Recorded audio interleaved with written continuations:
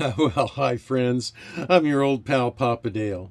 I'm a retired pastor, teacher, theologian, and professor with over 50 years of service to the Lord Jesus Christ.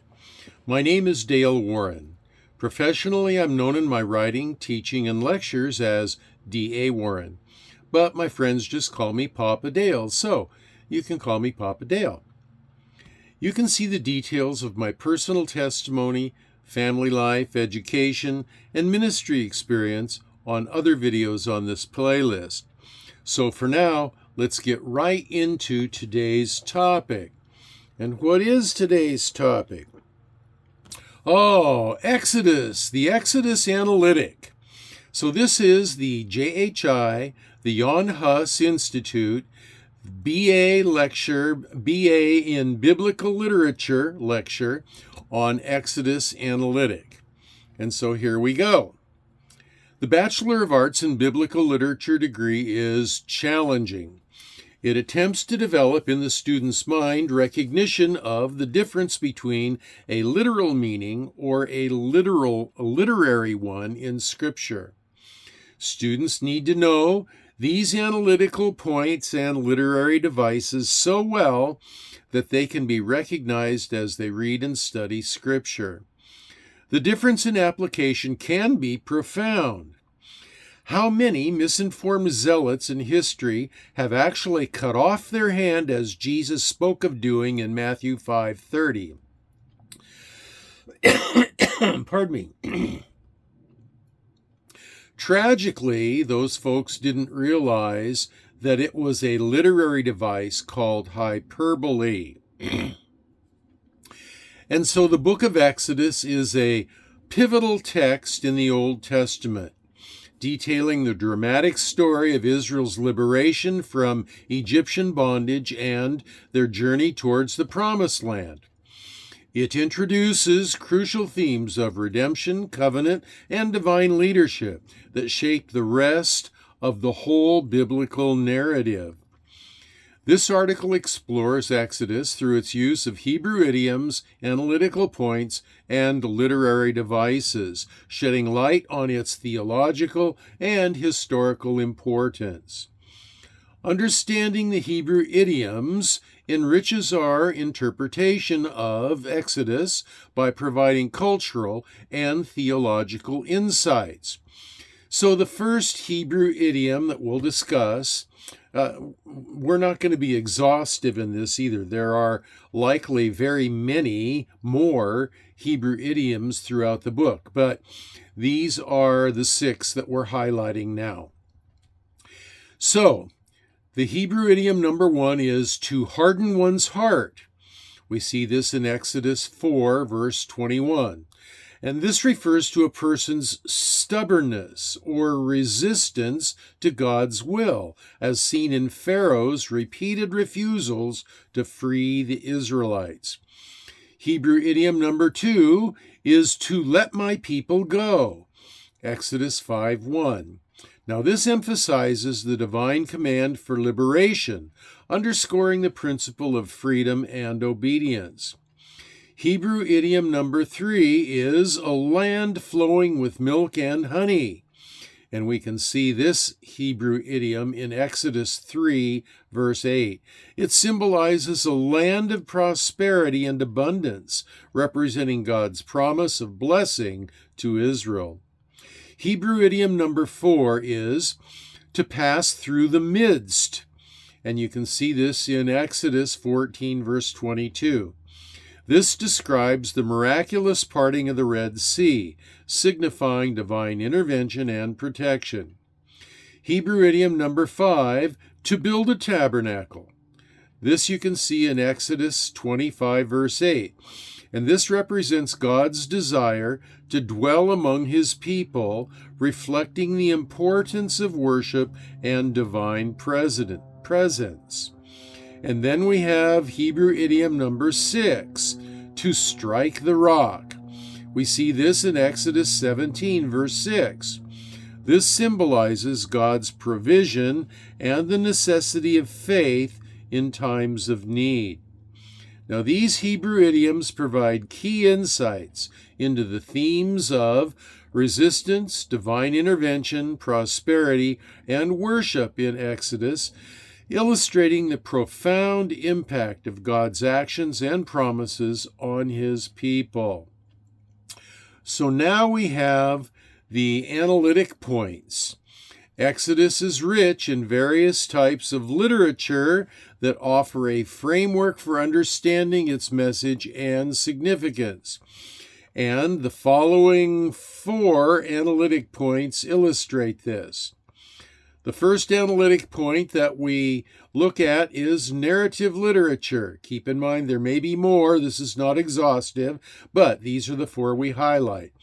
The first analytic point is 1. Narrative literature. Exodus contains vivid narratives of the Israelites' deliverance from Egypt, including the plagues, seen in Exodus chapters 7 through 12, and the Red Sea crossing, seen in Exodus chapter 14, and their journey to Mount Sinai. And then we have analytic point number 2, which is law literature. The book includes the giving of the law, notably the 10 Commandments in Exodus chapter 20. And this forms the ethical and moral foundation for Israelite society. Then we have analytic point number 3, covenant literature. Exodus presents the Mosaic covenant, where God establishes his relationship with Israel and outlines their responsibilities. See Exodus chapter 24. And then there is the analytical point number 4 of miracle literature. Miracles are a central theme, including the plagues, the parting of the Red Sea, the provision of manna, the pillar of fire, the pillar of cloud, and you can see Exodus 16 demonstrating God's power and faithfulness. The analytic points of narrative, law, covenant, and miracle literature in Exodus reveal its foundational role in the biblical narrative, emphasizing God's redemptive work, legal standards, and covenantal relationship with his people. And then we also have very important literary devices. Exodus employs a variety of literary devices that enhance its narrative and theological depth. Literary device number 1. Once again, these are not exhaustive, but these are illustrative. And so literary device number 1 is imagery. Rich imagery is used to depict events like the burning bush in Exodus chapter 3, verse 2, and the plagues, creating vivid, memorable scenes. And then we have literary device number 2, which is metaphor. Metaphors such as referring to Egypt as a house of bondage. And you can see this in Exodus 13, verse 3. And this conveys deeper meanings about oppression and deliverance. And then there is literary device number 3, synonymous parallelism.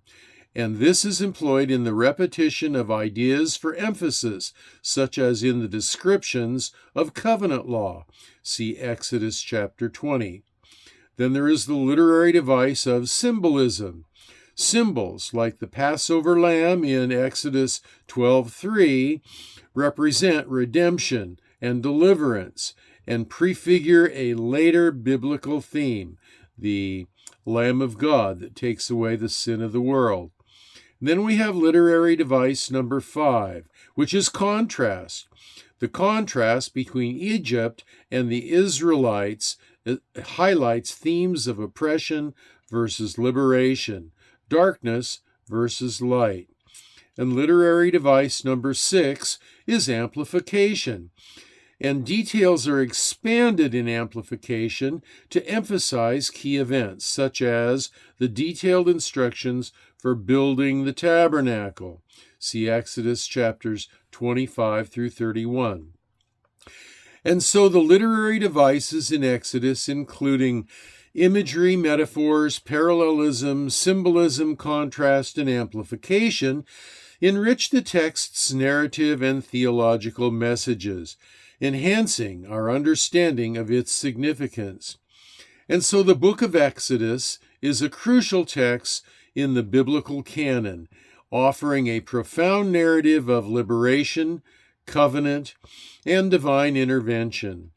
By exploring its Hebrew idioms, analytic points, and literary devices, we gain a deeper appreciation of its role in shaping the faith and identity of Israel and its enduring impact on Christian theology. And this has been your old pal Papa Dale hosting this study of the book of Exodus and its analytic points and Hebrew idioms and literary devices. And so, if the Lord lets me return, and Lord willing, I will be doing more videos. But in the meantime, I want to remind you that this is the JHI Jan Hus lecture, a Bachelor of Arts degree lecture on the Exodus analytics. And it is a requirement in this degree program, if you're pursuing the degree, it's a requirement that you read the actual printed notes, the lecture notes, for each lecture, the main lecture and the analytic lecture. And you can do that several ways. You can watch the video transcript or read the video transcript that comes with the video itself, or you can see the lecture notes in the video notes section below, or you can see lecture notes sometimes printed in the comment section below.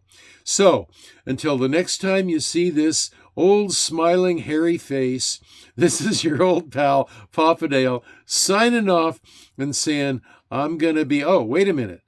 I forgot. Did I say that you've got to read the Bible citations as well? And whenever there's a Bible citation, if you're pursuing the degree?